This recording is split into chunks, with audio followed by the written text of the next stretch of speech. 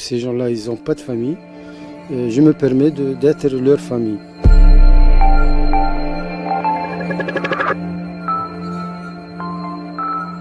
Nous sommes à Zarsis, en Tunisie, à 60 km de la Libye. Et sur ces plages, la mer rejette régulièrement les corps de migrants morts noyés en tentant la traversée vers l'Europe. Ces hommes, ces femmes et ces enfants s'échouent ici dans l'indifférence presque générale. Mais un retraité tunisien, un ancien pêcheur, a décidé de consacrer sa vie à ces anonymes en prenant soin de leurs dépouilles. Bonjour Shams. Bonjour. Merci de nous recevoir. Merci. Pas de quoi enchanter. Ça, c'est la cimetière des Inconnus.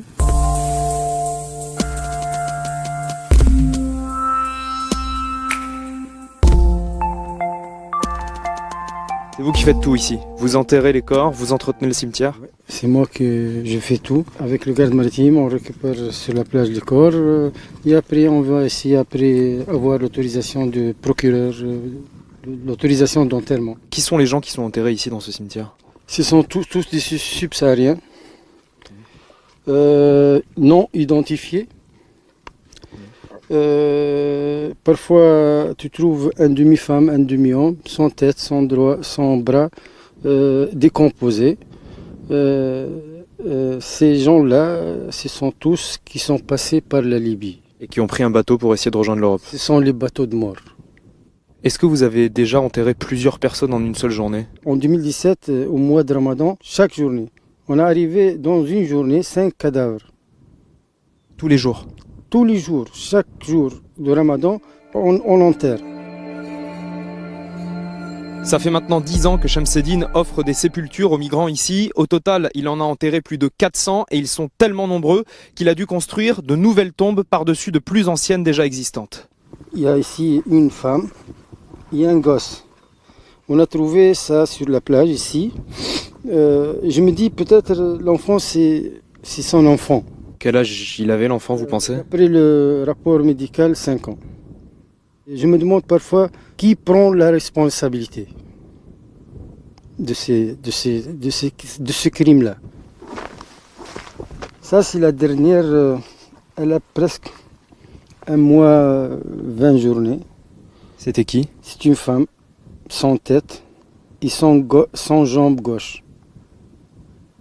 Cette femme-là, je crois qu'elle a 3 mois dans la mer. Vous vous rappelez de toutes les personnes que vous avez enterrées? Oui, ils sont tous gravés dans ma tête. Toutes les tombes, ce sont des inconnus, sauf une, celle-ci, que vous avez faite en béton. Elle est identifiée par son copain et sa cousine. Le copain, il m'a dit, elle s'appelle Rosemary, de Nigeria. Elle a 28 ans. Elle a laissé un enfant au Nigeria.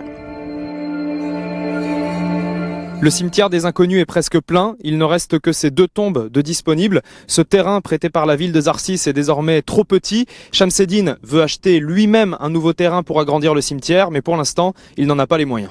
Si vous ne les enterreriez pas, qui le ferait? C'est une question qui se pose pour tout le monde. Parce que vous le faites bénévolement, vous n'êtes pas payé pour ça. Non, je ne suis pas payé, je le fais de bon cœur parce que ces gens-là, ils n'ont pas de famille. Je me permets d'être leur famille. Chacun de nous, il passe à la cimetière pour faire une petite visite pour sa mère, donner un peu de fleurs. Mais eux, qui va faire ça pour eux? Vous êtes musulman, Shamseddine? Je suis musulman. Dans ce cimetière, vous enterrez les gens, vous ne savez pas de quelle religion ils sont. Vous regardez pas la couleur de peau? Non, je ne veux pas la religion, je ne veux pas la couleur de peau. C'est un cimetière multi-religion. Si vous aviez un message pour les familles des gens qui sont enterrés ici, ce serait quoi? Je suis là avec eux. Il ne faut pas avoir peur parce qu'ils sont bien enterrés, ils sont bien respectés. Dommage que vous ne pouvez pas venir voir fils, mais je suis là, leur famille. Il n'y a pas que les corps des migrants qui arrivent sur les plages ici à Zarsis, il y a aussi des dizaines de milliers d'objets qui leur ont appartenu. L'un des amis de Shamseddine, Mohsen, recueille ces objets bénévolement et les entrepose ici dans une sorte de musée pour leur rendre hommage. Toutes les chaussures que j'ai ramassées appartiennent à des migrants clandestins. Je les trouve quand on entend qu'il y a eu un naufrage dernièrement, donc je trouve les vêtements et les chaussures.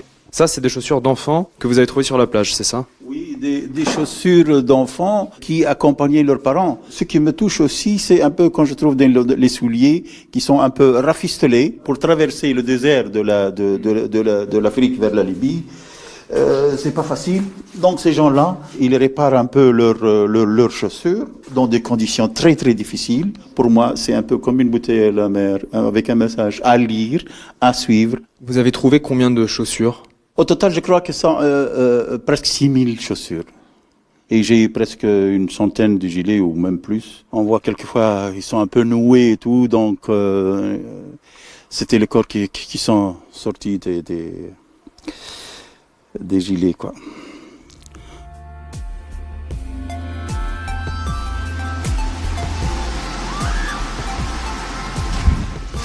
On va aller faire un tour en bateau avec Shamseddine. Il veut nous montrer quelque chose.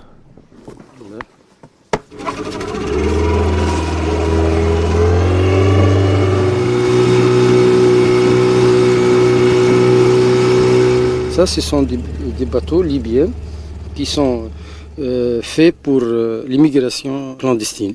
Tous, ils sont coincés dans cette petite île où il y a l'eau qui ne dépasse pas le 2 mètres. Donc ces bateaux partent de la Libye, ils échouent, ou ils font naufrage en Méditerranée, et les courants ramènent ici les bateaux et les corps. Oui, ils ramènent les bateaux et les corps. Combien de migrants les passeurs mettent sur ce genre de bateau? Ce genre de bateau, 400. 400 personnes? Oui. 400 personnes, tous accroupis, qui sont un après l'autre, des lignes accroupies comme ça. Et là-dedans, dedans du bateau, ils mettent aussi des immigrants. Il y a parfois des gens qui meurent étouffés dans l'intérieur, avec l'odeur de gasoil, le fumet de choquement et le manque d'oxygène. Des bateaux comme celui-ci utilisés par les passeurs, il y en a des dizaines ici, près de 40 juste dans la zone où on est. Et on ne sait pas ce que sont devenus les migrants qui étaient dessus. Est-ce qu'ils ont été sauvés par des gardes-côtes ou des associations? Ou est-ce qu'ils se sont noyés? Impossible de savoir. C'est quoi votre sentiment? C'est de la colère contre l'Europe? Contre qui? C'est un grand colère contre l'Europe. C'est un grand colère. Au lieu de protéger les frontières, protéger ces gens-là, ces malheureux-là.